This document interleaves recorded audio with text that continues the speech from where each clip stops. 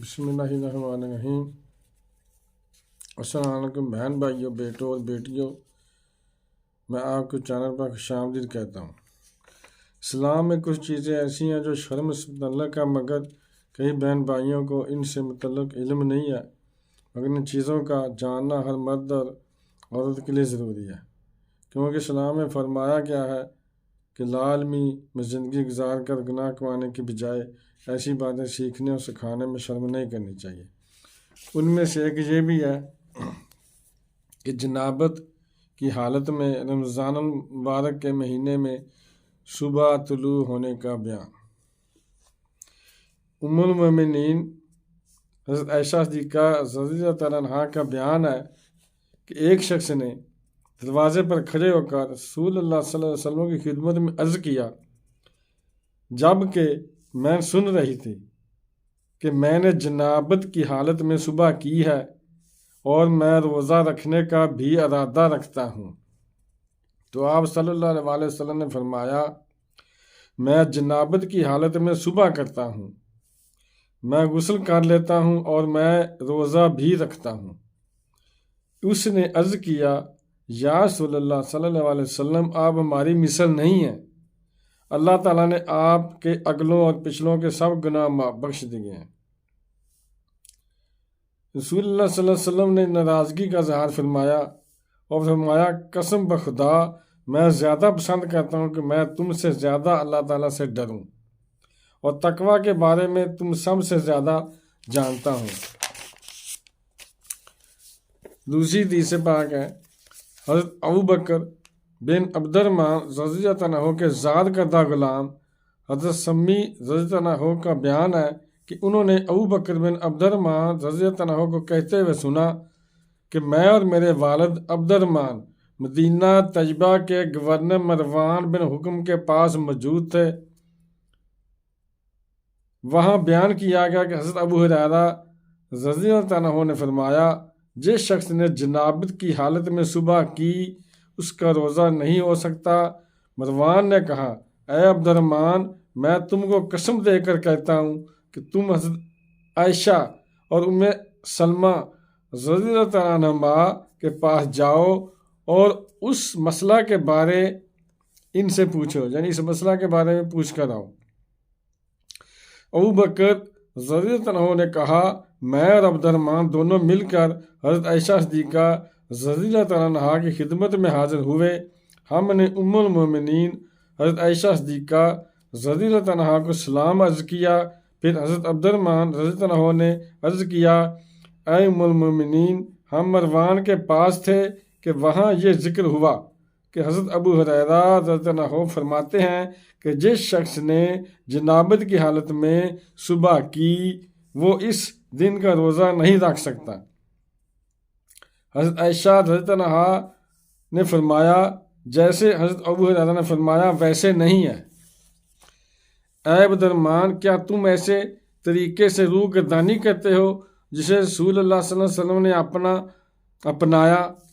حضرت عبد الرحمن نے عرض کیا، قسم بخدا ہرگز نہیں۔ ام المومنین حضرت عائشہ صدیقہ رضی اللہ عنہا نے فرمایا، میں رسول اللہ صلی اللہ علیہ وسلم کی گواہی دیتی ہوں کہ آپ صلی اللہ علیہ وسلم احتلام سے نہیں بلکہ جماع کے باعث جنابت کی حالت میں صبح کرتے، پھر آپ صلی اللہ علیہ وسلم اس دن کا روزہ رکھتے۔ ابوبکر بیان کرتے ہیں کہ ہم وہاں سے نکلے اور ام المومنین حضرت ام سلمہ رضی اللہ عنہا کی خدمت میں حاضر ہوئے۔ حضرت ام سلمہ رضی اللہ عنہا بھی حضرت عائشہ صدیقہ رضی اللہ عنہا کی طرح فرمایا، پھر ہم وہاں سے چل کر مروان کے پاس آئے۔ حضرت عبد الرحمن رضی اللہ عنہ نے انہیں مروان کو وہ سب کچھ بتایا جو دونوں امہات مومنین نے فرمایا تھا۔ حضرت مروان نے کہا، اے ابو محمد عبد الرحمن، میں تم کو قسم دیتا ہوں کہ تم میری سواری جو دروازہ پر کھڑی ہے پر سوار ہو کر حضرت ابو ہریرہ رضی اللہ عنہ کے پاس ضرور جاؤ گے، وہ اس وقت عقیق میں واقع اپنی زمین میں موجود ہیں، اور انہیں یعنی کہ ابو ہریرہ کو اس مسئلہ کے بارے بتا دو۔ راوی بیان کرتے ہیں کہ میں اور حضرت عبد الرحمن رضی اللہ عنہ سوار ہو کر حضرت ابو ہریرہ رضی اللہ عنہ کے پاس پہنچے۔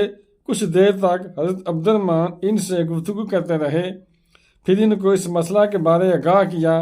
حضرت ابو ہریرہ رضی اللہ عنہ نے فرمایا، مجھے اس کے بارے میں کوئی علم نہیں تھا، کسی راوی نے مجھے ایسے بتا دیا تھا۔ پھر حدیث پاک ہے، حضرت امام محمد رحمۃ اللہ نے فرمایا، اس روایت سے ہم دلیل اخذ کرتے ہیں کہ جس شخص نے احتلام کے بغیر جماع کے نتیجے میں رمضان کے مہینے میں جنابت کی حالت میں صبح کی، پھر اس نے غسل کر لیا تو اس میں کوئی حرج نہیں۔ کتاب اللہ اسے بیان کرتی ہے، اللہ تعالیٰ نے فرمایا، تمہارے لیے روزوں کی راتوں میں اپنی بیوی سے جماع کرنا حلال قرار دیا جاتا ہے، وہ تمہارے لباس ہیں اور تم ان کے لباس ہو۔ اللہ تعالیٰ کے علم میں ہے کہ تم اپنے آپ سے خیانت کرتے تھے، اس نے تمہاری توبہ قبول کر لی اور تمہیں فرما دیا اب تم ان سے جماع کر سکتے ہو، یعنی جماع تم طلب کرو وہ چیز جو اللہ تعالیٰ نے تمہارے لیے متعین کر دی ہے، یعنی اولاد۔ تم کھاؤ اور پیو حتیٰ کہ سفید دھاگا سیاہ دھاگے سے ممتاز ہو جائے، یعنی فجر کے طلوع ہونے تک۔ جب مرد کو اجازت دی گئی ہے کہ وہ جماع کر سکتا ہے اور اولاد طلب کر سکتا ہے اور طلوع فجر تک کھا بھی سکتا ہے اور پی بھی سکتا ہے، تو طلوع فجر کے علاوہ غسل کب ممکن ہو سکتا ہے؟ لہٰذا غسل کرنے میں کوئی حرج نہیں ہے، اور یہی امام اعظم ابو حنیفہ رحمۃ اللہ علیہ کا قول ہے۔ تشریح میں جاتے ہیں، اگر کسی نے جنابت کی حالت میں صبح کی تو وہ روزہ رکھ سکتا ہے، کیونکہ جنبی ہونا روزے کے منافی نہیں ہے۔ جنبی ہونا بھی عام ہے، خواہ احتلام کے سبب ہو یا جماع کے باعث۔